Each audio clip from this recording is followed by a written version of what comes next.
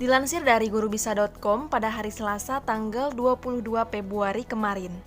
Kabar gembira untuk guru honorer yang tidak lolos seleksi P3K. Ribuan guru honorer di Sulawesi Selatan lolos seleksi pegawai pemerintah dengan perjanjian kerja atau P3K, totalnya yaitu 3.432 orang. Mereka adalah jumlah tenaga honorer yang lolos seleksi P3K pada tahap 1 dan 2. Sementara itu, guru honorer yang tidak lolos seleksi P3K masih mencapai ribuan.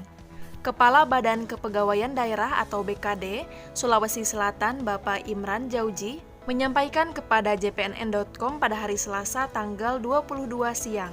Sudah diumumkan yang lolos untuk tenaga guru hanya 3.432 orang, selebihnya belum. Imran menegaskan untuk tenaga honorer yang belum lolos P3K masih memiliki kesempatan ikut ujian tahap ketiga. Kesempatan masih terbuka lebar bagi mereka. Beliau menambahkan para tenaga honorer yang belum lolos masih memiliki kesempatan tahap selanjutnya, jadi masih aman untuk mereka mengikuti tes tersebut. Pemprov Sulawesi Selatan menegaskan tidak akan melakukan pemutusan hubungan kerja atau PKH terhadap guru honorer yang belum berubah status menjadi P3K. Tidak akan di-PHK kalau tidak lolos mereka tetap mengajar, sepanjang masih memiliki keahlian yang dibutuhkan oleh sekolah. Pembayaran mereka masih ada melalui dana BOS atau APBD. Begitu tegasnya. Mereka masih tetap mengajar, cuma kalau lolos P3K penghasilannya lebih baik, gajinya lebih banyak juga. Sementara itu, Imran membeberkan untuk tenaga medis dan administrasi yang lulus P3K tahap 1 dan 2 sebanyak 67 orang.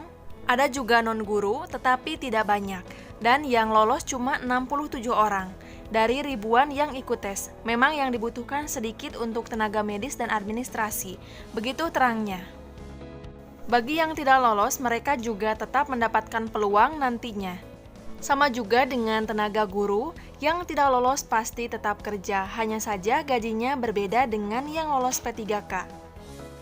Informasi lain juga dilansir dari jpnn.com pada hari ini tanggal 23 Februari tahun 2022. Anggota Dewan Pendidikan Kabupaten Garut, Bapak Dedi Kurniawan, mengkritisi kebijakan Badan Kepegawaian Negara atau BKN yang tiba-tiba mengubah kebijakannya soal aturan pengusulan penetapan NIP P3K. Semula, BKN tidak mensyaratkan surat pernyataan tanggung jawab mutlak atau SPTJM dalam berkas data calon P3K guru yang diusulkan penetapan NIP-nya. Namun, pada tanggal 14 Februari tahun 2022, BKN meminta para pejabat pembina kepegawaian atau PPK melampirkan SPTJM mengenai masa kerja calon pegawai pemerintah dengan perjanjian kerja atau P3K. Dedi menyampaikan kami menolak revisi tersebut diberlakukan untuk calon P3K guru tahap 1 dan 2, serta guru honorer yang lulus passing grade atau PG tetapi tidak ada formasi. Beliau mengkhawatirkan jika kebijakan tersebut diberlakukan maka akan memperpanjang proses penetapan NIP P3K guru. Sebab BPK masih keberatan menandatangani SPTJM apalagi bagi daerah yang jumlah guru honorernya banyak. Dedi mendesak pemerintah untuk tidak mengorbankan calon P3K guru tahap 1 dan 2 maupun honorer yang sudah lulus PG. Biarkan proses berjalan dan jangan dibenturkan lagi dengan berbagai kebijakan yang muncul secara tiba-tiba. Mereka sudah dinyatakan lulus berdasarkan persyaratan yang sudah dibuat sendiri oleh pemerintah. Ketentuan surat BKN ini sebaiknya berlaku bagi peserta yang belum lulus tes PG. Menurut Dedi, pemerintah pusat harus konsisten terhadap peraturan yang sudah diterbitkan sebelumnya. Tugas berat pemerintah pusat hari ini adalah meyakinkan daerah bahwa proses tahap seleksi dan keuangan ditanggung pusat lewat dana alokasi umum atau DAU. Hal ini sebagaimana yang sudah digembor-gemborkan 3 menteri, yaitu Mendikbudristek Nadiem Makarim, Menpan RB Cahyokumolo, dan Kemenke Sri Mulyani.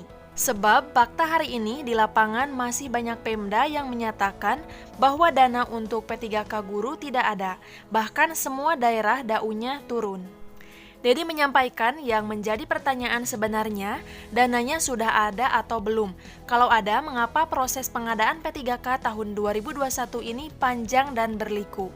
Begitu tegas Dedi. Dia melihat ada dua kemungkinan itu terjadi. Pertama, mungkin uangnya belum ditransfer ke pemerintah daerah. Kedua, Pemda tidak bisa membedakan DAU dan DAU titipan untuk penggajian P3K.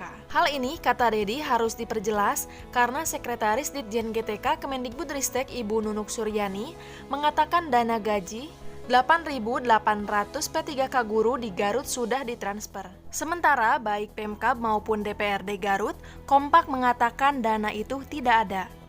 Bagaimana? Apakah Anda setuju dengan kebijakan pemerintah mengenai persyaratan tambahan yaitu SPTJM?